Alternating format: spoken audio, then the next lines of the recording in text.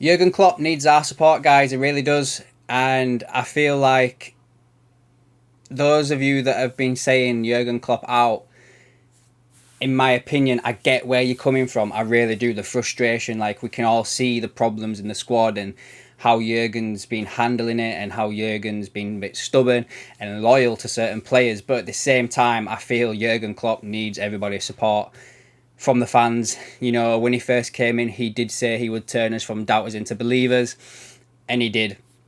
The guy's won everything with us, and I do feel like we owe him a bit of loyalty, shall we say, a little bit of support during this time where we have taken a dip, and this season has been terrible. And Jurgen does take some blame for it. He really does. He's stubborn, and as I said, he's loyal to a fault to certain players within this squad. And he's also loyal to the ownership. You know, he took on the job knowing he would have one hand tied behind his back, knowing the infrastructure and the financial way that Liverpool deal with stuff.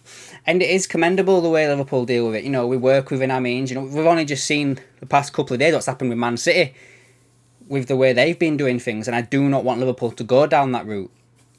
But at the same time, when you've made 120 million in prize money alone last season, when you've basically gone 2 games to becoming historical.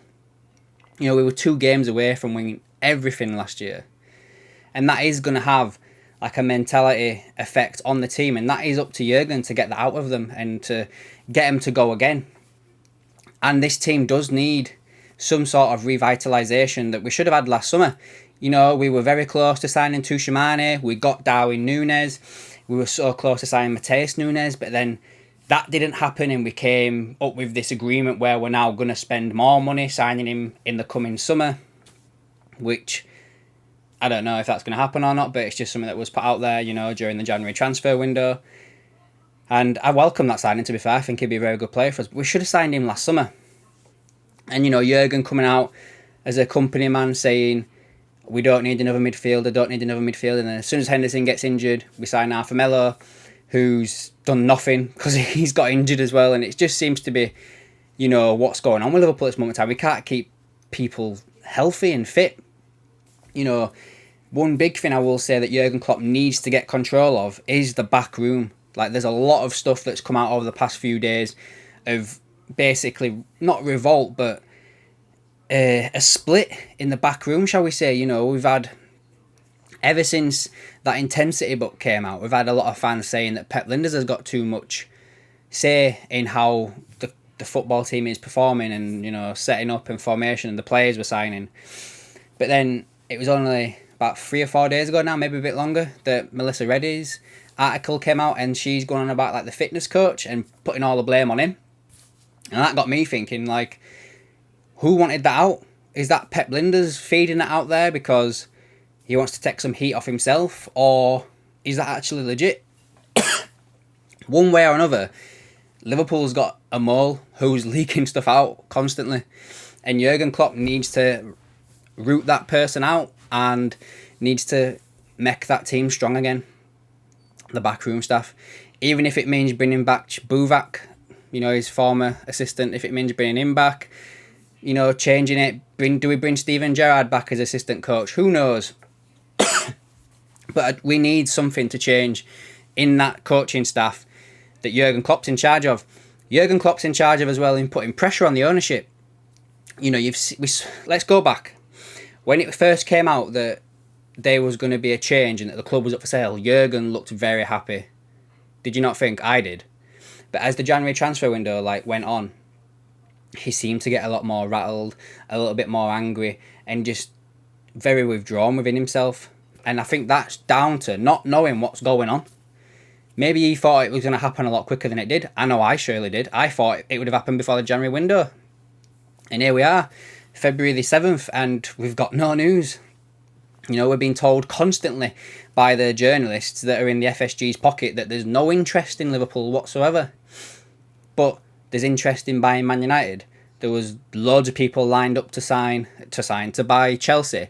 You know, there's apparently people are interested in Spurs. But there's nobody interested in Liverpool. Absolutely nobody. If you believe the people that are writing all this stuff. They're talking rubbish, guys. It's FSG putting out there to just get as much value and money out of the club as they possibly can. Now, I feel like Jurgen will walk if we do not have new owners come the summer transfer window. I really do. I kind of thought he'd have walked at the end of the Wolves game, if I'm being honest. Just the way he was. And then his demeanour in the press conference where he called out James Pearce, which I didn't really know what he was on about, if I'm being perfectly honest with you, but it seems to be that he was on about the Melissa Reddy stuff that came out. That's what James Pearce has apparently said on the Athletic podcast, that he's heard since the incident that it was not basically something that he did.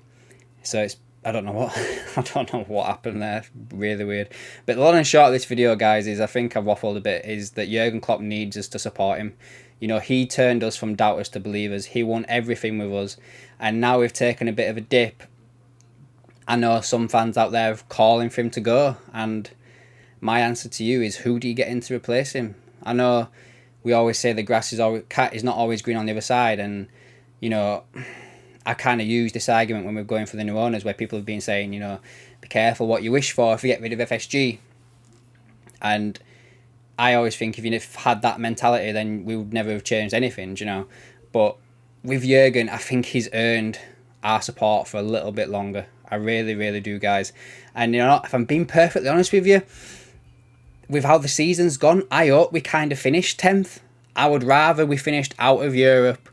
We got new owners in, we got new players in, fresh start, and all we've literally got to focus on is the Premier League, the FA Cup, and the Carabao Cup next season, and we can give a strong go at the league again.